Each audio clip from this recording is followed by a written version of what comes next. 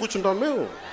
నేను ఒక్క నిర్ణయించుకున్నానబ్బా, నా ఆంధ్ర నేల కోసం నేను నిలబడే ఉంటా. ఎలాంటి గుండాగాడైనా సరే, వైసీపీ ప్రభుత్వం గుండాలకి నిలయం. అది ఒక్కొక్క వైసీపీ గుండాగాడికి కానీ క్రిమినల్ గాడికి కానీ మీకు చొక్క బట్టలు ఓడదీసి రోడ్ల మీద కొట్టిస్తాను.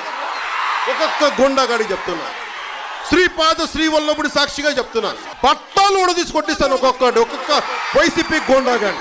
నాకు క్రిమినల్స్ అంటే చిరాకు. నాకు క్రిమినలైజేషన్ ఆఫ్ పాలిటిక్స్, నేర చరిత్రలో రాజకీయాలకు వచ్చి వీడా మనల్ని పాలించేది, ఈ సన్నాసుల మనల్ని పాలించేది, ఈ దరిద్రుల మనల్ని పాలించేది, గుండాగాళ్ళు, రౌడీలు, హంతకులు.